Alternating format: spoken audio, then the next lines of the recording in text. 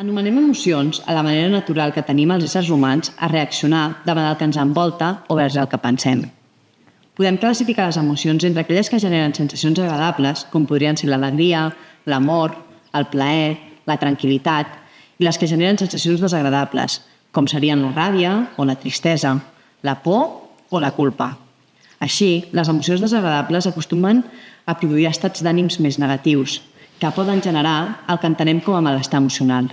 Aquest malestar emocional es caracteritza per un estat que pot comportar tristesa, pessimisme, desesperança, ansietat, així com episodis d'apatia, irritabilitat o altres conductes disfuncionals.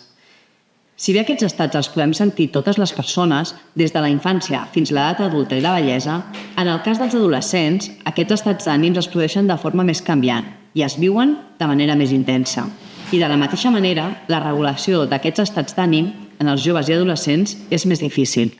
En ocasions, ho intenten de manera disfuncional. En aquesta ocasió parlarem de les conductes autolesives i en particular de les autolesions no suïcides. Les autolesions no suïcides són conductes que suposen causar un dany al teixit corporal. Es realitzen de forma deliberada i sense intenció suïcida.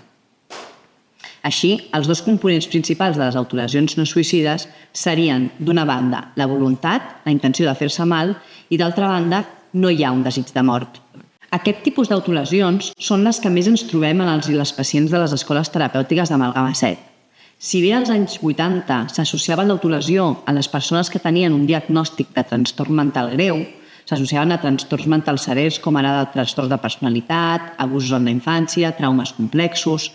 A partir dels anys 90 es comença a constatar la presència d'autolesions no suïcides en pacients funcionals, en adolescents i joves que senten malestar emocional o que tenen símptomes de tristesa, d'ansietat o d'altres. Una de les característiques comunes que acostumem a trobar en les persones que s'autolesionen és que són nois i noies amb elevada sensibilitat, tant a l'estrès com als conflictes intra- o interpersonals, així com dificultats en l'expressió i la regulació de les emocions. I com hem comentat anteriorment, en aquestes conductes autolesives no suïcides no hi ha intenció de suïcidi, no tenen la finalitat d'acabar amb la seva vida. Però llavors ens preguntem, per què ho fan? Moltes vegades, equivocadament, la família o inclús algun professional podem pensar que les persones s'autolesionen per cridar l'atenció. Però si una persona recorre a l'autolesió per cridar l'atenció, aquesta persona ja ens està ensenyant que té un problema. En ocasions, algunes persones han mencionat també l'autolesió com una forma d'autocastigar-se davant el sentiment de culpa o de vergonya. El que tenim clar és que una persona que s'autolesiona està patint, està experimentant dolor psicològic que no sap com gestionar. L'autolesió, com a dany físic autoinfligit, genera un dolor físic que és més fàcil de manejar que el dolor psicològic. A més, quan una persona s'autolesiona, activa el circuit de resposta al dolor. Quan ens fem mal, el nostre cervell segrega uns analgèsics molt potents, els opioides endògens, les endorfines, que calmen el dolor físic i a la vegada calmen el dolor emocional. A més, de forma indirecta, quan ens fem mal s'allibera el neurotransmissor dopamina, que té un efecte sobre l'estat d'ànim, produint sensacions de satisfacció, de plaer i de benestar. D'aquesta manera, a curt termini, les autolesions generen un estat de benestar, calmen el dolor i així les persones desconnecten transitòriament del dolor emocional o psicològic que està experimentant.